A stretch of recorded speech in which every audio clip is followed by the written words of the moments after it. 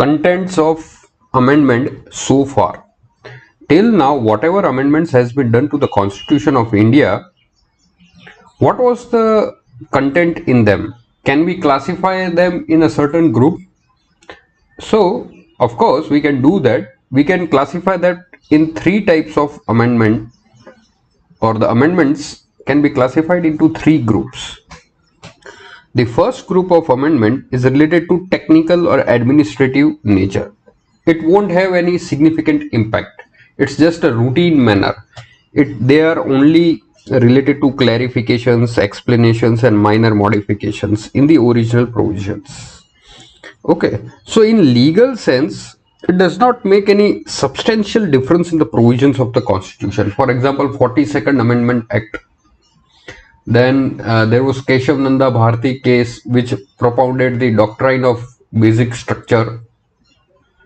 So certain amendments had a far-reaching effect, but these kind of amendments, which are technical and administrative nature, they are just of minor modification. For example, the 15th Amendment, 55th Amendment. Now this 15th Amendment increase the retirement age of High Court judges from 60 to 62. So it didn't had much any impact on the philosophy of the Constitution. Similarly, the 55th Amendment Act increased salaries of Supreme Court judges. Another example of such minor modifications or amendments in the Constitution are, for example, amendment related to the reserved seats for scheduled caste and scheduled tribes. Okay, so yes, I think we should look at the changes rather than the number of amendments. There can be a single amendment which can have far-reaching impact on the Constitution, and there might be 50 amendments which are of this technical nature and which even might not change any philosophy of the Constitution. So these were the kinds of minor amendments in the Constitution of India. Now we'll see that there is also a second group of amendments, but before moving to that, we have one more example of minor amendments.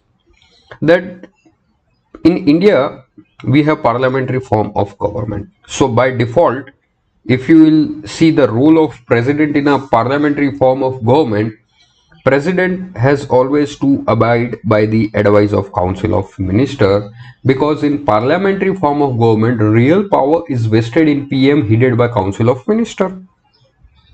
So Article 74 Clause 1, when it was amended, it said that the advice of the Council of Minister shall be binding, and President shall act accordance with the advice of Council of Minister.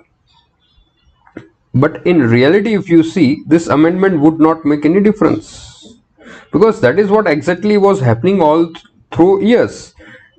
This amendment is just a clarification of a parliamentary convention. Even if this amendment would not have been there, there would have been no difference in the power, functions and role of president.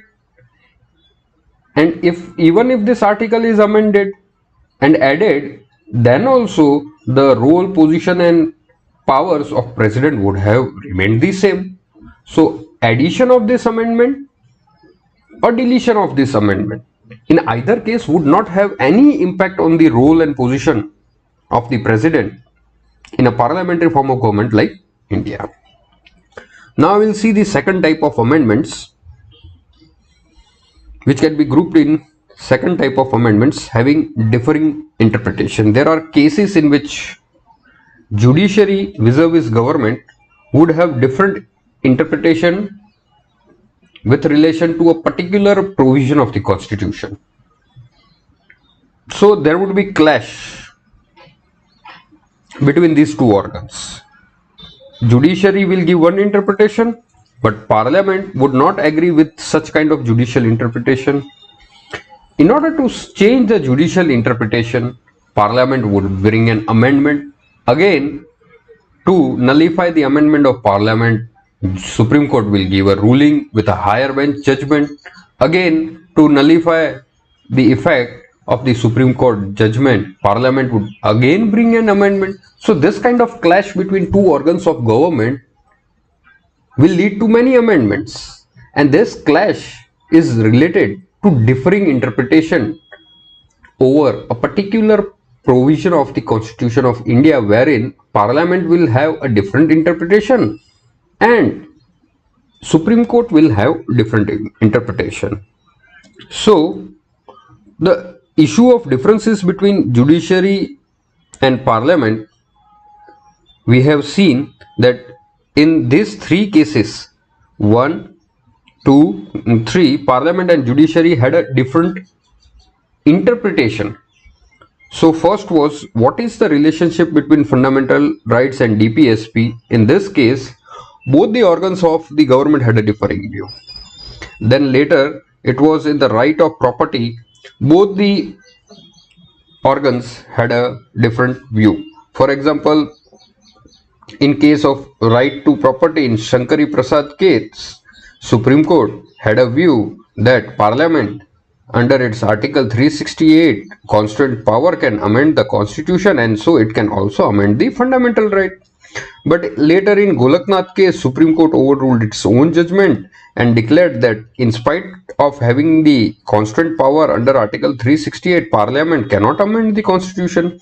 Then Parliament brought the 24th Amendment Act and overruled the Supreme Court judgment and again said that Parliament has the right to alter the fundamental rights. Then again, Supreme Court in Keshavananda Bharati case ruled out the theory of doctrine of basic structure. In this case, Supreme Court ruled that Parliament had a right to amend any part of constitution except basic structure.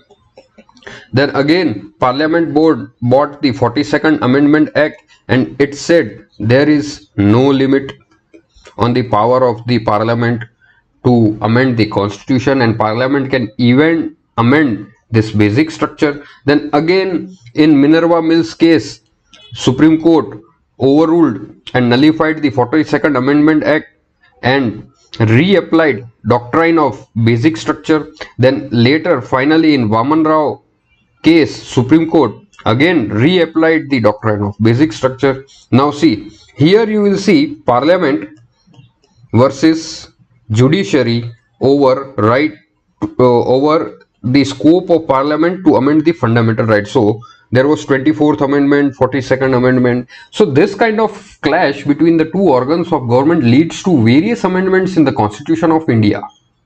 So these amendments, from a particular point of view, are not good or bad, because it is through this kind of debate Constitution of India evolves itself, and so Constitution of India becomes a living document, as we have seen earlier, rather than a static document.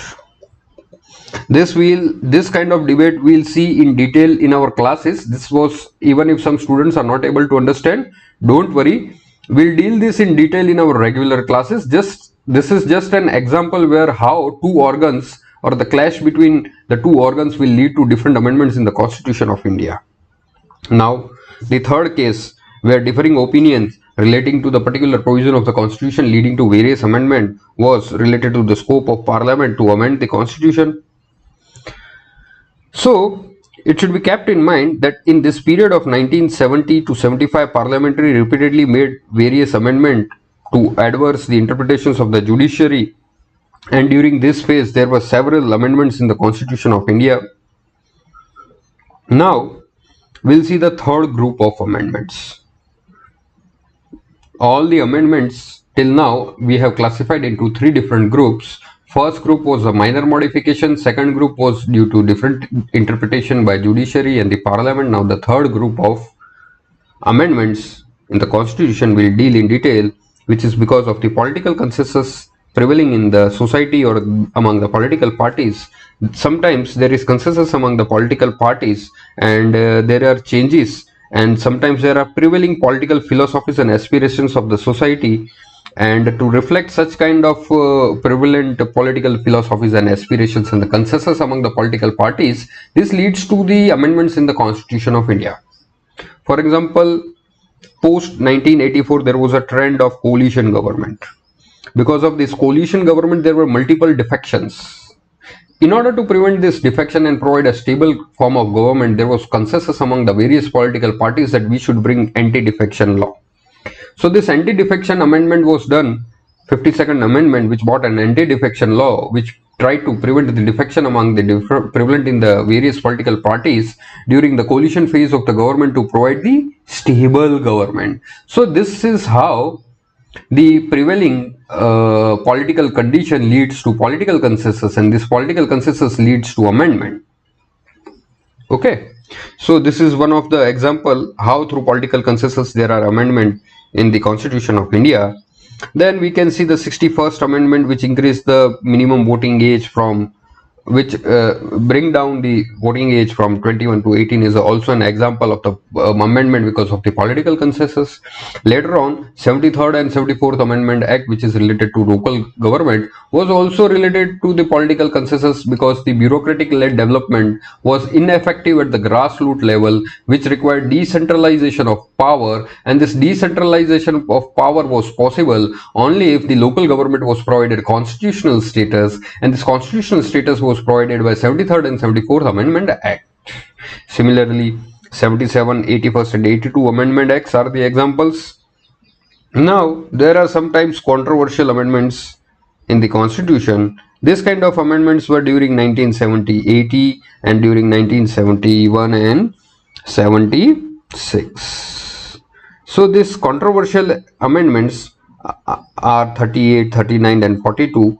These were the most controversial amendment. These amendments were done in due background of the internal emergency during the rule of Indira Gandhi. The most controversial amendment till now was the 42nd Amendment Act.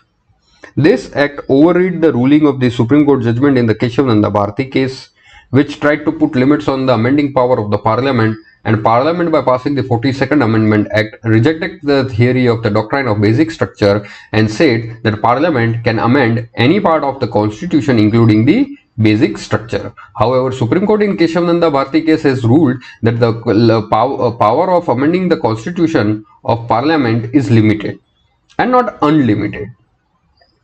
Later, Supreme Court also gave the ruling that this limited power of the Parliament, by using this limited power, Parliament cannot convert it into an unlimited power and destroy the Constitution, which Constitution itself has created the Parliament.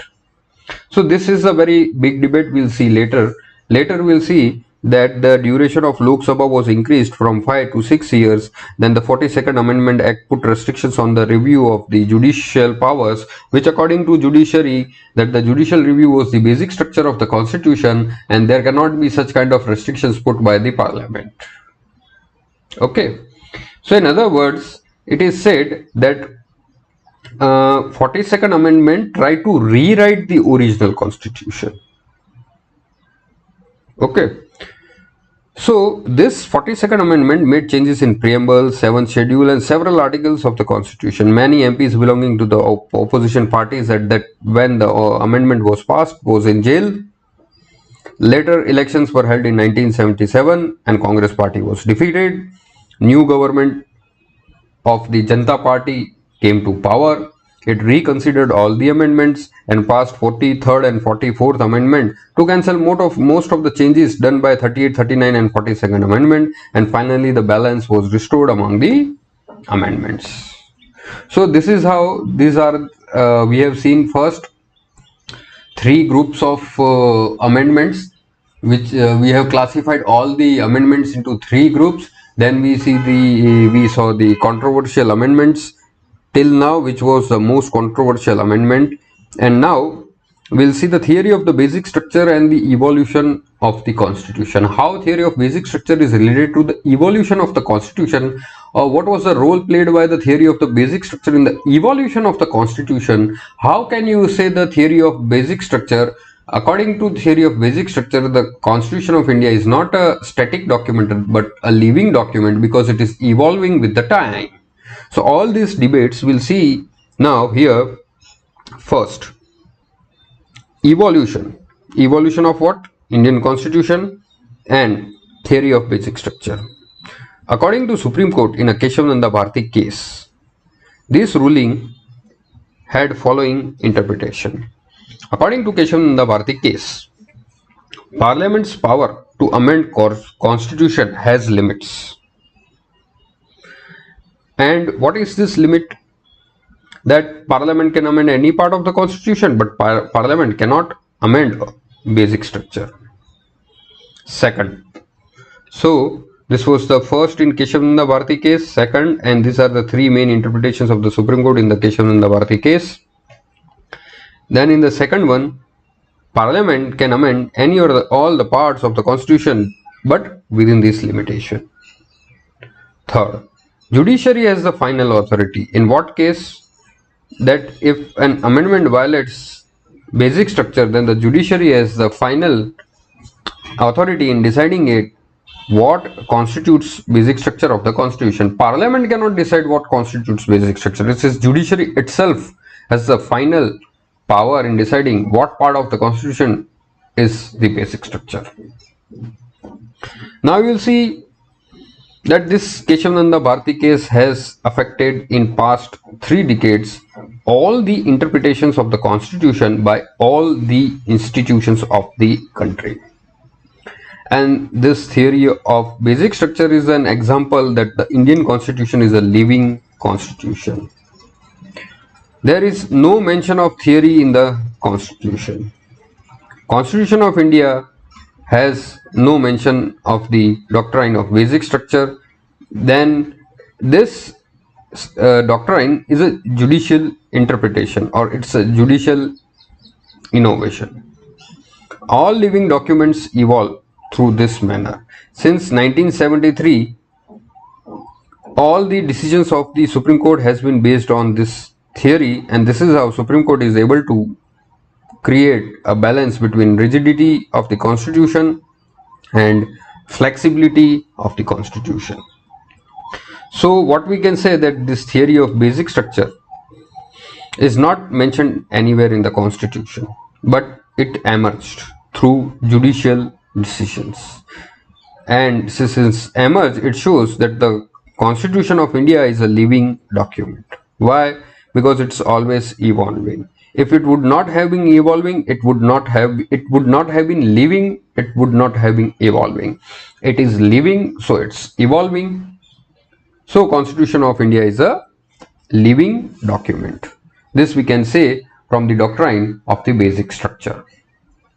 Then you will see there was an attempt to review the constitution in 2000 by appointing a commission under the chairmanship of Justice Venkata Chalaya.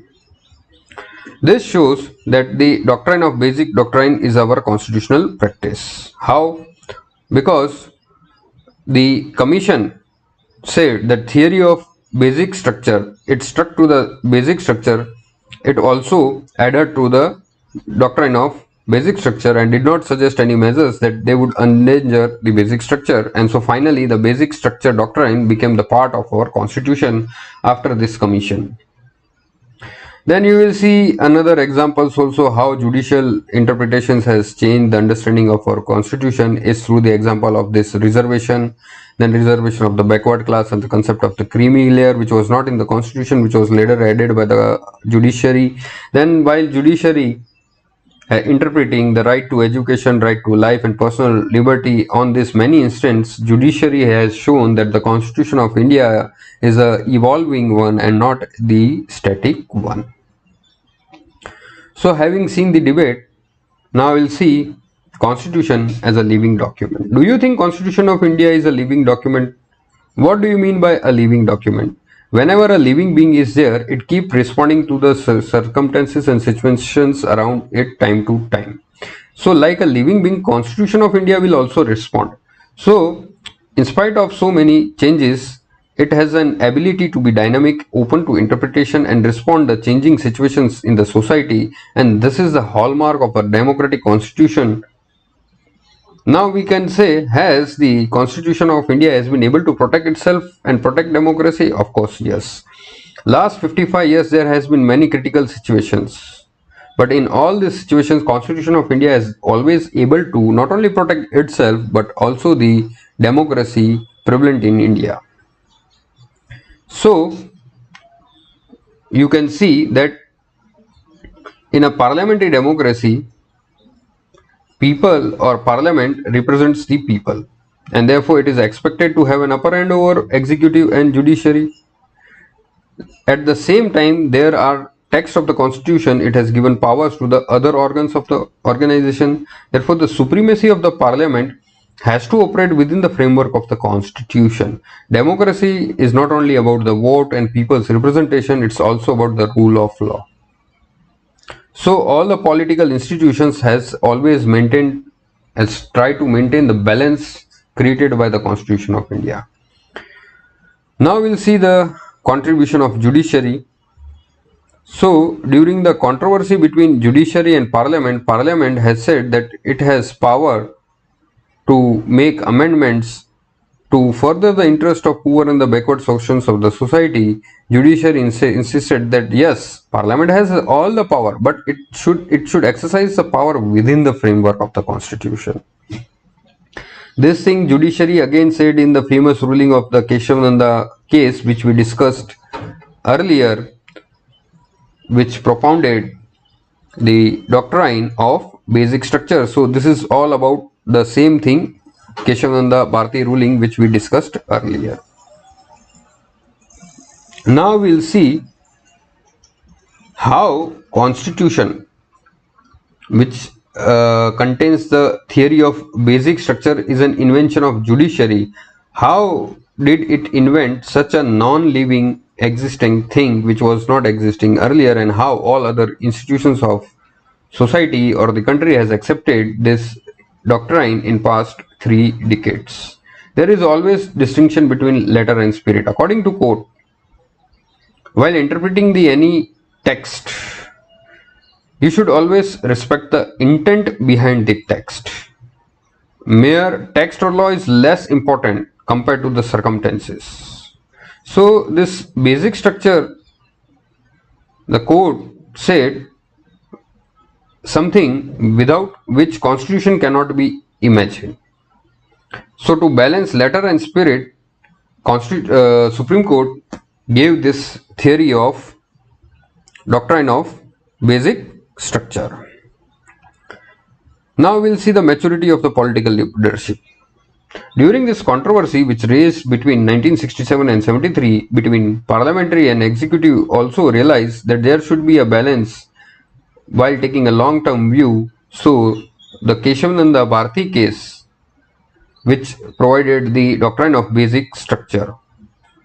42nd Amendment Act, which tried to assert the parliamentary supremacy, was nullified again in the Minerva Mills case, which again reapplied the doctrine of basic structure. So finally, political parties, political leaders, government, parliament, all of them accepted the idea of basic structure, and they said that the review of the constitution can be done by parliament, but without crossing the limit set by the theory of basic structure.